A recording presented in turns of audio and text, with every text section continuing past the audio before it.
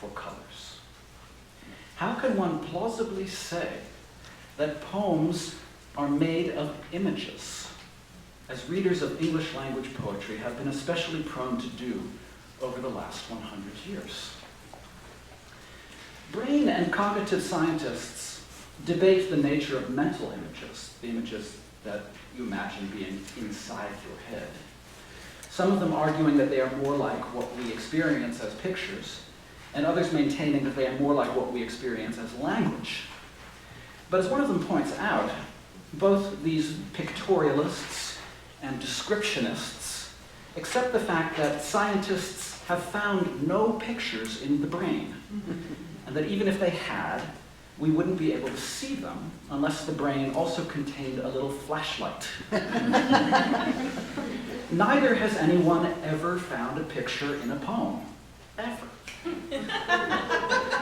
Though it may be delightful to imagine that we have. The immediacy we associate with visual experience is understandably alluring for anyone whose medium is language. Ezra Pound certainly felt that allure.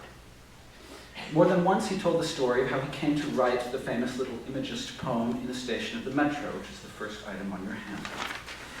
Exiting the La Concorde station in Paris one day in 1911, Pound said that he saw a beautiful face, and then another beautiful face, and then a child's face, and the face of a beautiful woman, as he put it, and he went on to say this: "I tried all day to find the words for what this had meant to me, and I could not find any words that seemed to me as worthy or as lovely as that sudden emotion.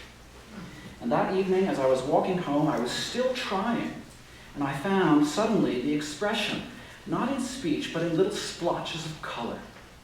I then wrote a 30-line poem, and I destroyed it, because it was work of what I call second intensity. 6 months later, I made a poem half that length, 15 lines. Poem of 30 lines, poem of 15 lines. Pound finally produced the 2-line poem in a station of the metro after another year of toil. It took him a year to make the poem after having had the visual experience that prompted the poem. While the visual experience obviously transpired in seconds, the process of finding the words took a very long time, and the words are these, as you have them before you. The apparition of these faces in a crowd, petals on a wet, black bough. What took Pound so long?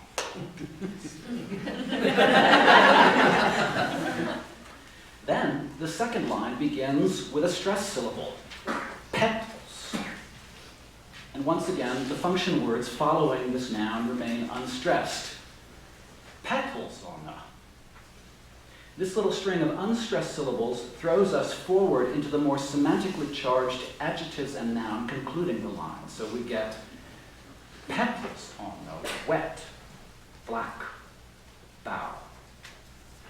And the density of those 3 final stressed syllables feels emphatic in itself, but the density is reinforced by the rhyme of wet with the first syllable of petals, and the alliteration of black with bough, and most importantly, by the way in which the regularity of the first line, ti-ti-ti-tum, ti-ti-ti-tum, ti-ti-ti-tum, is disrupted by the second line's irregular rhythm. Tum, ti-ti-ti-tum, tum, tum. The whole poem is a machine that delivers us into that concluding triplet of stress syllables. And that delivery, more than the arrival of getting there, is what sustains our repeated interest as we read the poem with pleasure over and over and over again. You don't read it again because you can't remember what color the bough is.